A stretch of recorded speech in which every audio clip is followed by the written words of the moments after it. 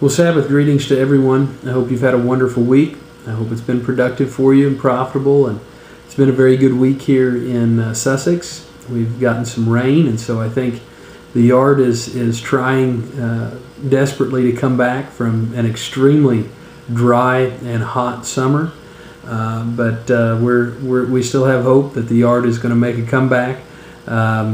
But it really has been a good week here. Lots going on, of course, as we get closer and closer to the fall holy days, preparing for the feast and preparing the messages for the upcoming fall holy days. Certainly appreciate your prayers in that regard, and I pray for you. And certainly part of those prayers is that we'll all be prepared for the fall holy days, that we'll have our minds and our thoughts prepared, as well as everything else that goes into it, the physical preparation, and but certainly the spiritual preparation, and being ready for that time, and the power of these holy days. It's just, it's awesome. It really is.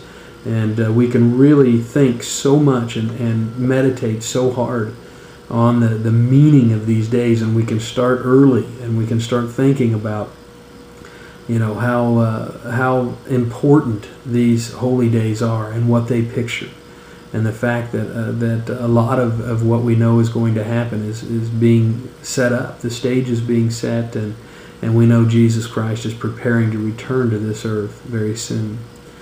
I thought maybe just in sharing some of my thoughts from the week, I might just mention about a person that I once knew that was admired by a lot of people.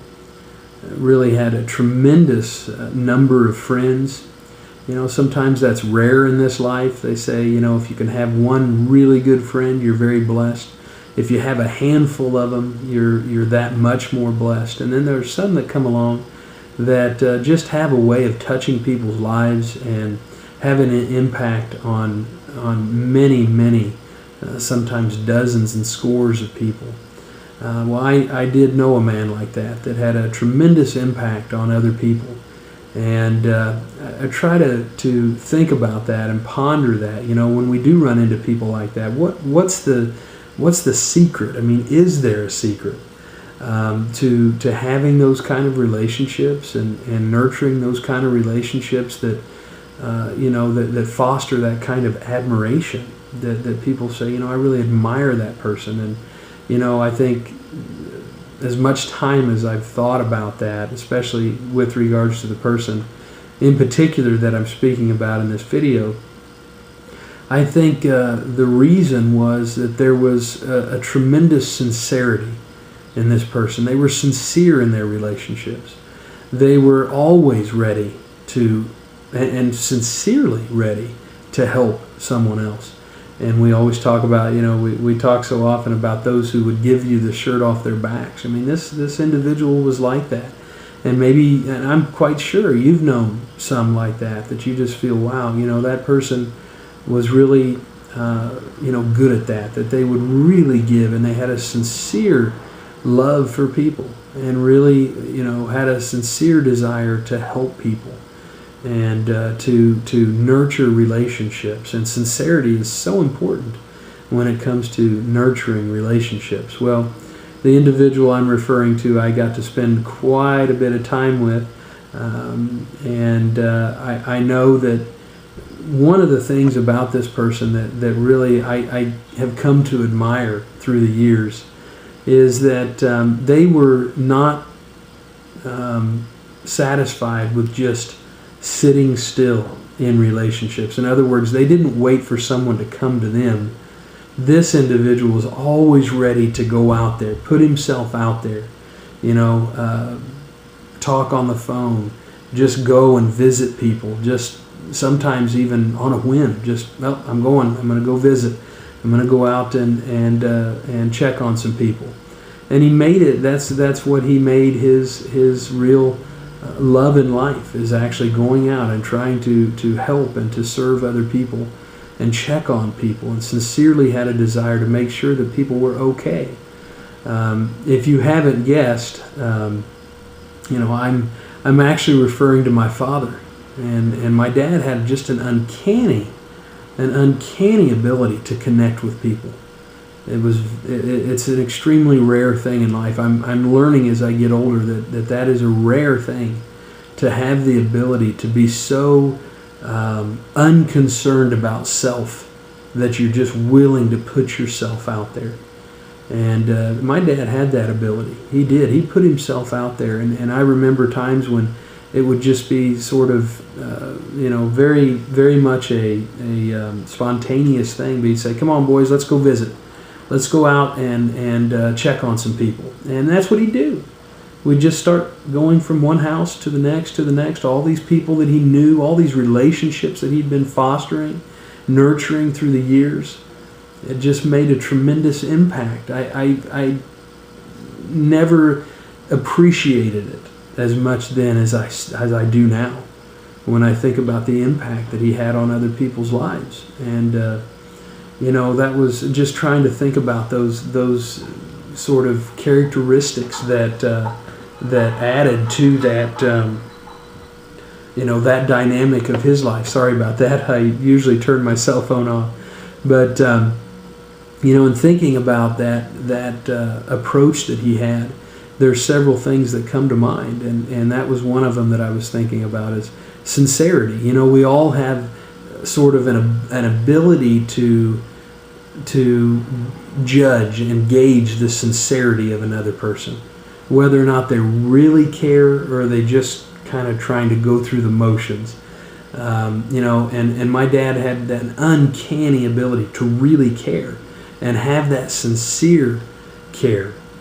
And something that I truly pray for, and hopefully God is helping me with that, and He can help us all with that, to have a true sincere desire to help and serve people. And obviously that's important in this job, but it's important for all of us to have a sincere desire to help and serve one another and to serve other people, not with ulterior motives, but just because we love people and we want to help and serve other people. But I think it's important in nurturing relationships that we have that kind of sincerity.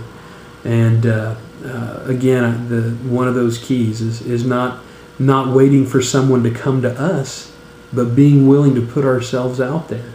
So I have to ask myself that, and maybe you can ponder that this Sabbath. Am I the kind of person that puts myself out there? Do I put myself out there for other people? Or do I kind of sit back and wait for other people to come to me? And then if they come to me, well, then I better respond. But I'm not going to initiate. And so we have to think about that in those relationships, and how important that is, that sometimes we need to be the initiator and not just wait for other people, because again, people can judge our sincerity and whether we have a desire to build a relationship or not, or if we're just kind of waiting in the wings. And well, I guess if that person emails me, I'll email them back. I guess if that person calls me, I'll answer, or I'll call them back. But I think if we can really think about this importance of nurturing relationships and building relationships and new relationships, these are things that we can ponder, and how well we're doing in these areas. We have new people coming among us in the church. How are we responding to them? Are we really going out of our way to show them that kind of love, and that reaching out to them to make them feel welcome and make them feel that sense of a loving family? And I know in this area, most of you are. There's no question about it. And I appreciate that. And I know that the new people appreciate that as well.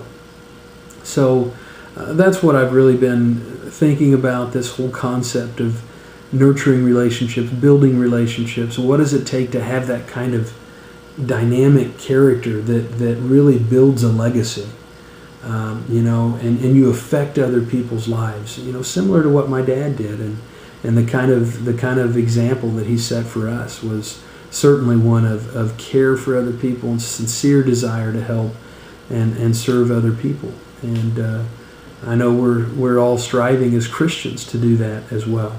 Proverbs 27 and verse 21 says, "The refining pot is for silver, and the furnace for gold, and a man is valued by what others say of him."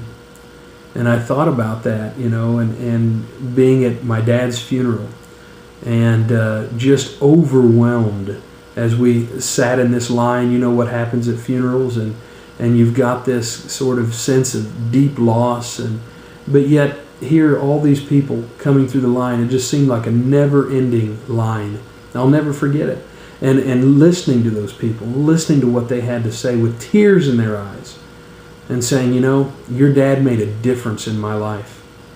And just lines of people coming through. And it was at that point I really thought, you think about this scripture. A man is valued by what others say of him. What a tremendous example. I only pray that I can have half the impact on other people's lives. And it really moved me. It moved me that day as I was talking to people, and they were coming through the line, and all of them had a story. All of them had some kind of little anecdote or something they could say. But it was sincere, and that's so important. So that's what I want to leave you with, to ponder a little bit this Sabbath. And we'll look forward to seeing the brethren in Chicago. Really looking forward to that, and seeing the rest of you in the weeks ahead. We love you all, and we just hope and pray you have a wonderful and profitable Sabbath wherever you are. Take care, and we'll talk to you all again real soon.